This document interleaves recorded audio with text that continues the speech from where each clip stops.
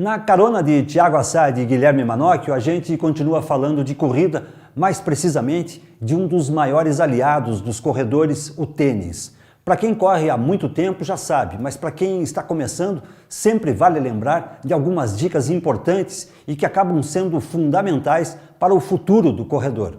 Cada pé existe um tipo diferente de morfologia, ou seja, o pé neutro, o pé cavo e o pé chato.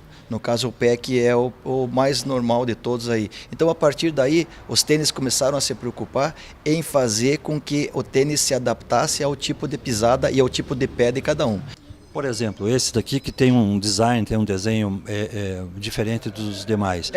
Qual é a diferença dele para os outros? Esse é um tênis que ele serve exatamente após definida a pisada. Ele é um tênis para atletas que são os supinadores, que são 5% da população. Tá? E atletas com pisada neutra, porque ele não tem nenhuma tecnologia de correção de pisada. Ele simplesmente, o atleta supinador, ele só precisa de amortecimento e mais nada.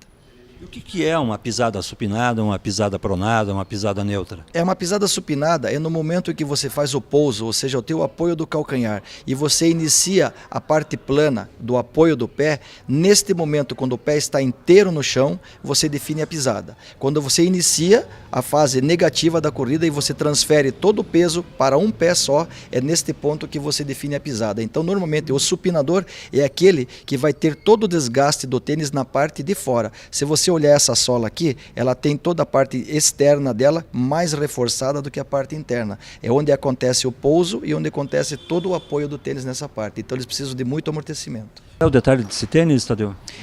Da pisada pronada?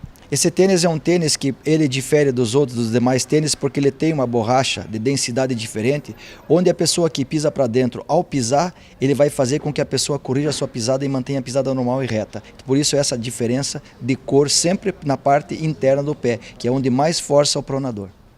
Esse aqui é um tênis que a gente chama que é um tênis de performance, mas não é um tênis próprio para maratona, sim para provas até 15 quilômetros, porque ele tira totalmente o peso dele, ele tem muito pouca tecnologia de amortecimento. É uma tela muito simples, é um tênis que vai te dar todo o desempenho de velocidade. Agora aqui nós já vamos ter um tênis um pouquinho mais elaborado, com a sola do pé um pouquinho, com a sola, aliás, do calçado um pouquinho maior, onde você pode fazer provas desde 10, 5 km até uma maratona. Por quê? Porque ele tem uma sola maior e ele absorve muito mais o impacto. A pessoa que optou por uma caminhada no Parque Barigui, por exemplo, não tem necessidade de usar um tênis desse.